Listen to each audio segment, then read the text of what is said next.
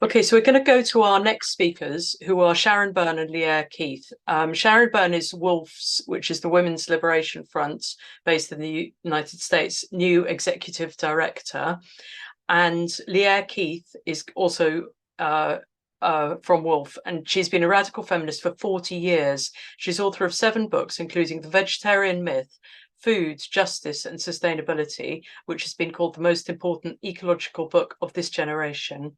She's co-author with Derek Jensen and Max Wilbert of Bright Green Lies, How the Environmental Movement Lost Its Way and What We Can Do About It. She lives in Northern California with giant trees and giant dogs, and has also been arrested 6 times for acts of political resistance. So thank you so much, Lierre and Sharon, and over to you. Our first update is that WoLF is 10 years old this month, which is hard to believe, but it's here, 10 years old. And I'm absolutely in awe over what this tiny band of feminist mischief makers has accomplished, because we've managed to get radical feminist arguments in front of all 3 branches of the federal government. And that has never happened before in my lifetime. So happy birthday, WoLF.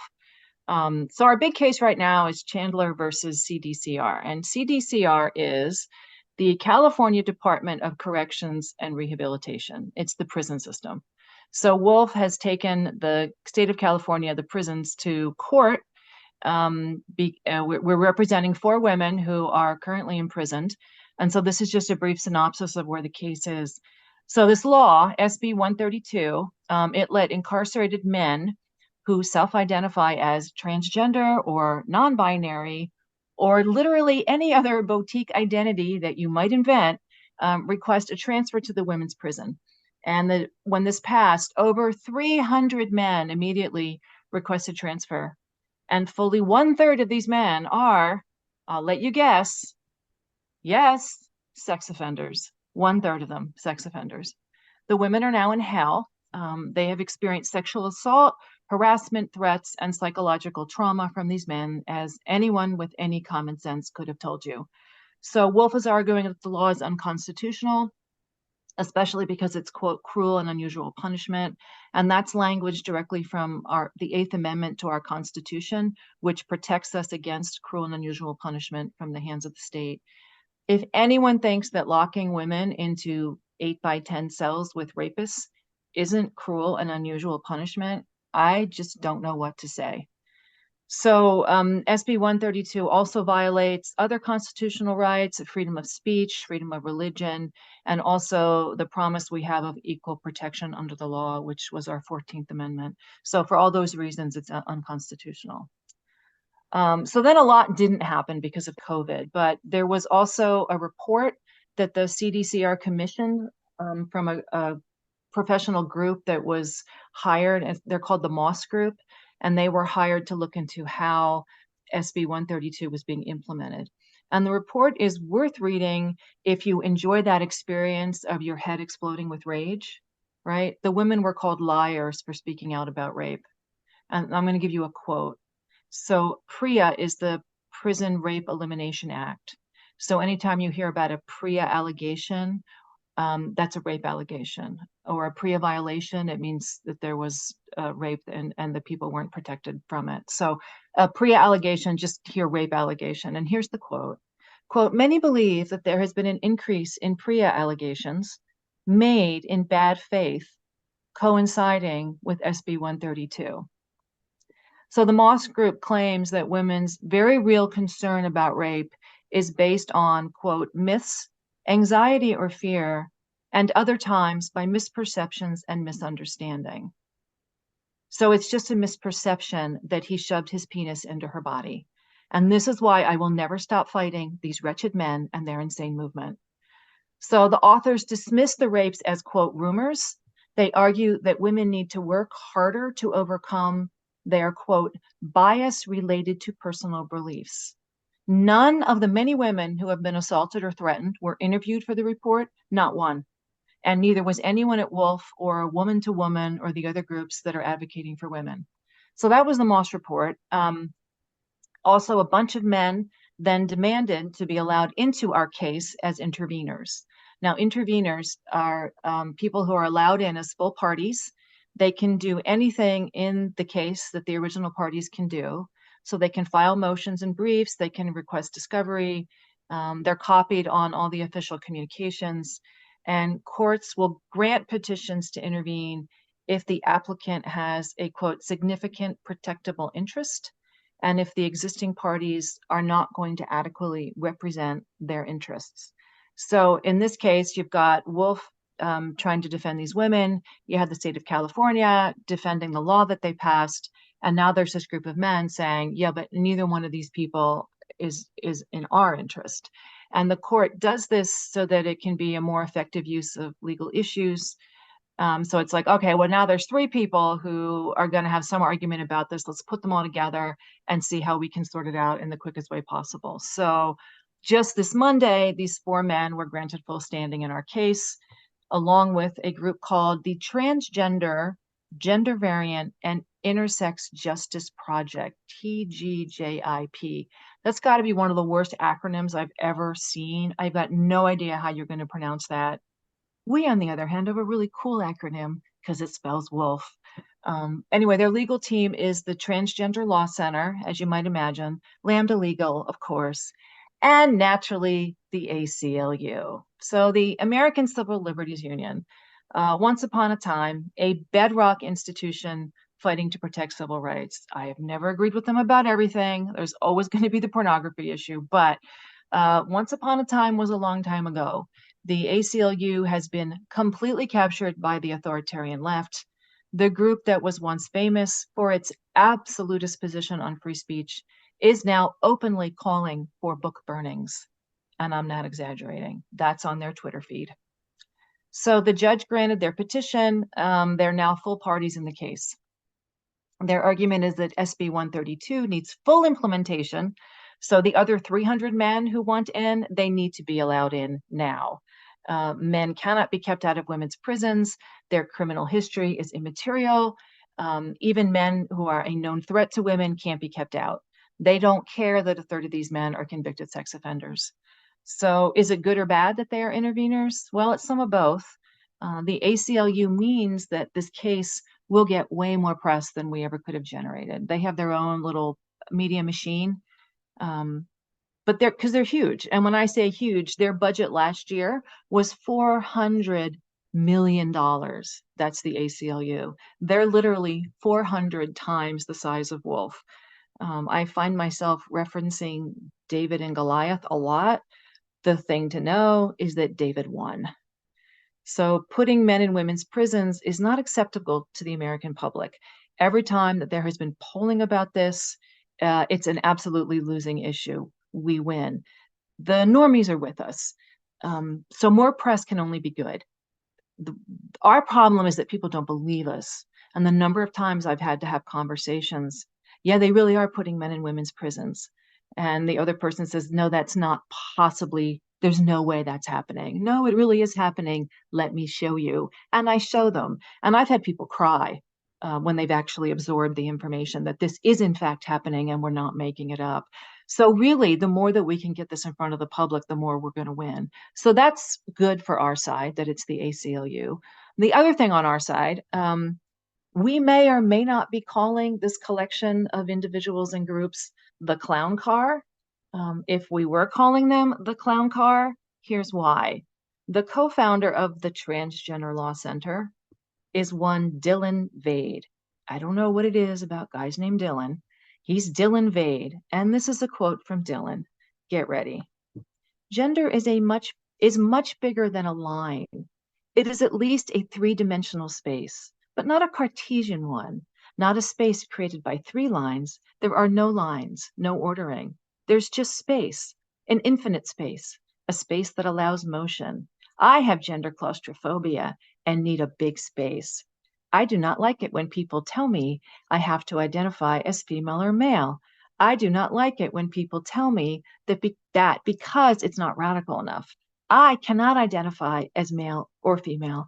I need a big space in which everyone's gender has a space and in which our genders are not hierarchically ordered. Thus, a conception that works for me is a galaxy. This is what they're going to argue in court. I say bring it.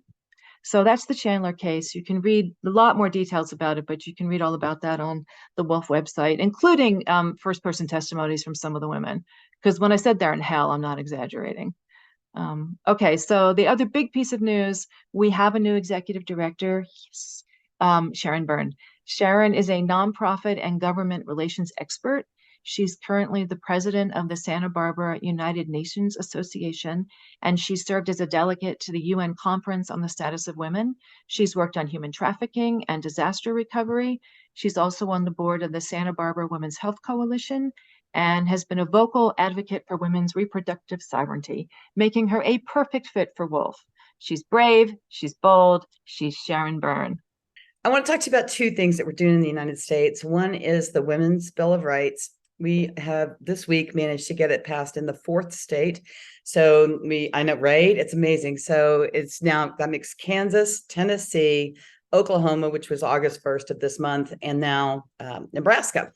And I will tell you, it is an interesting split in the United States. Kara alluded to it. Lierre's talked about it as well. Obviously, we have a two-party system. There are times when I feel like it'd be better if we had 13, but we're stuck with 2. So what we've got is fragmented media, and we also have got fragmented government, right? So everything is a straight partisan play. It's left or right here, left or right. It's really hard division when most of us don't feel that hard division. What we're seeing is Republican states taking up the Women's Bill of Rights, and it's not the Women's Bill of Rights the way that WDI's declaration is, for example. What it does is it codifies the word woman into law, right? And sex into law, and, defines that we are females at birth, biologically, into law, which is amazing that we are having to do this in the United States. But I'm sure you understand that, these words have been absolutely mauled, as Kara pointed out, in the last few years. So what tends to happen is the Women's Bill of Rights, Republicans tend to like it because they know who the women are, because they're very busy with the abortion bans also in our country, as you know. The left hates them, considers the Women's Bill of Rights such a Republican play. Some of our governors have executive powers, and so they can pass laws very quickly by executive order. So we've had 2 of ours do this by executive order. Others have gone through the legislature. In California, we have a very different experience. And I was up till like 2 last night writing this up for Lierre and company. Something seismic is kind of happening out here. So we ended up getting, we are 36 million people in California. We have a full-time legislature with 120 representatives. They love to all make names for themselves by writing laws and bills. We took a heavy stance against some really egregiously bad bills that are coming through the legislature in California this year. One of ours looks like it won, which is to try to make child sex trafficking a serious felony under California law, which we were all shocked it isn't already. Looks like that one's going to go to a floor vote. So our legislative session ends September 14th. So this is a very active time when a lot of the bills are coming through. Some of the bills, like I say, are egregiously bad. One would allow the state to take custody of children if the parent refuses to affirm the gender and let them start to transition medically. Others would make all the school bathrooms in California now gender neutral, right? So WoLF took a stand on quite a few of the worst bills. It looks like most of them made it out of committee yesterday and are heading to a floor vote. It doesn't mean they're going to pass. They could die on the floor, but it is really important that we stay really tight with this legislation through September 14th, because unfortunately, California also tends to be 5 to 10 years ahead of the rest of the states. So what we do here tends to get exported to the rest of the country. So this is kind of a really big deal for us. Like we really, like Canada, we have gone very far off the rails on the gender train in California. Yesterday, a parents group that is huge and has had a lot of fire and energy. This is a newly peaking demographic, right? These are newly peaking folks. Parents groups in California filed 3 ballot initiatives yesterday that will be on the November 2024 ballot that could overturn almost all of this. So, we tend to do things by vote or referendum. And I think this is actually really interesting because rather like the voting on abortion rights, we are finding that state legislatures do something rather different than their voters in a voting booth on an issue. We find that they break quite differently. Legislatures tend to be harder, more partisan, write, worse laws. Whereas when you put something to the voters, you tend to get a very different result. So I am really hopeful. We're going to look at the ballot initiatives, and see if there's something that we want to get on board with. But it's really exciting to see this sort of new demographic springing up in the United States of enraged and engaged parents who are super frustrated with the way trans ideology is being pushed in their schools and pushed on their kids. See a lot of energy there in California, and hoping that we'll be able to leverage that going forward and roll it out across the rest of the country. So that is the update from WoLF, and we are really grateful to have this time with you and to be able to get to share this news with you. Thank you. How much are the Democrats influenced by pharmaceutical company donations? And are the corporations who were involved in the oxy and fentanyl drug pushing related also to selling puberty blockers? I don't think that the pharmaceuticals who did fentanyl, I don't think that they're the same ones who do the hormone blockers. I think those are different corporations, but I don't know that it matters much. It's going to be this enormous medical scandal, right? Yeah. Go ahead, Sharon. Oh, I think that's part of it. I think the other part of it is rather like the UK. There's a lot of money for the orgs that used to do work more on women's rights, gay rights, lesbians' rights, who have now moved, right, and switched sides, and they're just pushing trans all day. So, for example, Planned Parenthood here, when they send you mailers these days, don't mention the word woman. They're using the language that we all hate, like chest feeding people and, birthing people. We just hate this language, probably like you do. But Planned Parenthood's getting a lot of money for being, I think now that the second or third largest distributor in the United States of puberty blockers. So this is kind of it's where does that money go, right? So I don't know that it's so much that it's the left or the right or Congress that's being so influenced by big pharma. It's that a lot of money is plowing into orgs who tend to advise or push legislation on elected officials, right? And this, I think you saw a very similar dynamic in the UK, and I think the same thing happened in Australia and New Zealand and Canada, and then that's who gets this stuff across the line, right? And the public's not really invited to the debate. So I think that's where we're seeing a lot of influence coming through from the pharmaceutical industry. I just wanted to say that in terms of what Sharon talked about with pharma fueling the organizations don't hide this, right? So I'm currently working on a book, hopefully it will be out this fall, which is really intended to expose the extent to which the Democrats and the cultural left know what they're doing. And so in the process of writing that, I dug up a lot of information, and all these lefty organizations, including Planned Parenthood, are very open about what they call their corporate partners, and they list them on the website. They provide all of the information about their corporate partners. And of course, their corporate partners are overwhelmingly pharma and biotech. So this is like happening in plain sight. They're not even hiding it. What do Lierre or Sharon think of the new law in Texas to stop puberty blockers? That's from Mika. I think that at this point, children need these kinds of laws for protection because clearly their parents are throwing them into it. The part I disagree with is where there's like way too much state control here in terms of taking kids away from their parents. I think that it's just gone way too far in that direction. So I'm 50-50 on it, because I think that the medical profession has to be stopped, since they're clearly no longer doing no harm. They've completely blown past the Hippocratic Oath in this case. So, and for that, in that part, I agree with it. But all this business about turning parents in and, potentially taking children away from their parents, unless you can really prove, a deeper level of abuse, I don't think that's a good territory for us to be getting into, because it's happening on the other side as well, right? Where people in blue states are threatening to have their children taken away because they won't do this to their kids. And I just don't think the state has any business getting involved in, taking children away from their parents unless there is actual abuse going on out there. And that's, those are the kids that need protection. But this is just, I think it's gone way too far. And so it's just more polarizing, and it's making people terrified, and it's making them believe things that aren't true too, because, you feel like you're under attack. Now there's a trans genocide. We keep hearing this. And now, of course, the real Fruit Loops are going to take that and run with it. So I don't think it's helping to go that far with this legislation.